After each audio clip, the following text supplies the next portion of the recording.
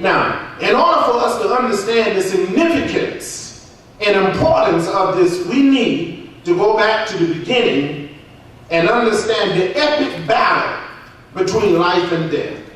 The epic battle between life and death. We need to get a clear picture of who brought death and who brought life, and understand the role each of these play in the day-to-day struggles of life on this planet. Amen? Amen. Now, before we begin our journey, this is imperative to know. Before we really begin our journey, this is imperative to know, and that is, death is eternal, and life is eternal. There are three types of death in the Bible. When the Bible talks about death, there are three types, and all of them speak of separation, not annihilation. You hear people say, when you're dead, you're done. No, when you die, that's just the beginning of eternity. Somewhere. All right? Death never speaks of annihilation. Death always talks about separation. There is spiritual death, and that is defined by man's spiritual condition being separated from God by sin. That's spiritual death. That's what the Bible says, we are dead in trespasses and sin until Jesus come and give us life. Y'all understand that? We're separated from God by sin, but there is a remedy. Okay? Now, the Bible also talks about physical death.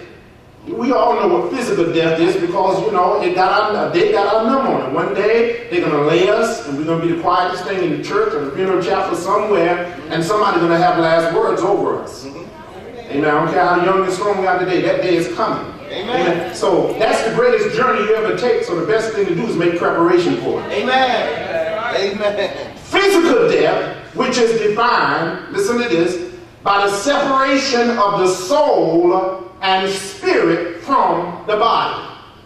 What makes that person, that beautiful young body in the graveyard, any different from yours? Is that the spirit and the soul is gone, so that body now is lifeless.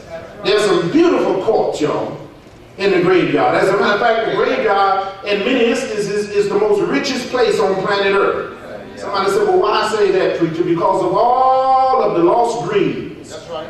All of the business ventures that they put on hold. All of the songs that they never wrote. All of the things that they would have done, but they never got around to doing it because they were always preoccupied with living. Making a living rather than making a life. Amen. Are we in the house? Amen. Now, then the Bible talks about eternal death. Eternal death, which is defined by being separate from the life of God for all eternity in a place called hell. That's eternal death. And that place never ends. Tormented forever. I try to wrap my, have you ever, sometimes I sat down, y'all, and I try to wrap my little mind around eternity. And I can't get it. You know, something you almost hit a ballistic button. You know, you're trying to figure out what is eternity. You know, we are creatures of time. We understand 70, 80, 1,000, 1,000,000 years. But when you talk about eternity, and you sit there and you try to figure that out, eternity, time without end. Just a state of always beginning. Never ending.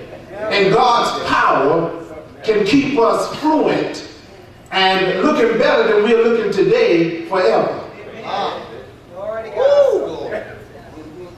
That's the power of God. There's also in the Bible 3 types of life. There's physical life.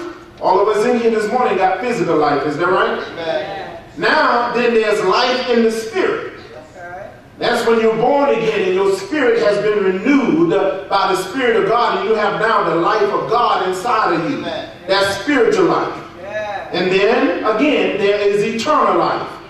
Eternal life is being eternally in the presence of God Almighty in a place called heaven, the universe, and everything is going to be a part of it. And we're going to spend eternity with God. Never ending. I'm going to look better than a zillion years from now. I'm going to still be around and I'm going to look better. Now you think about that. Now who wouldn't give up these 60 or 70 years or whatever? Come on. And discipline ourselves by the power of the Holy Ghost to be with the Lord. I know that's right. Come on. All right now. And eternal life and life is always good and death is always bad.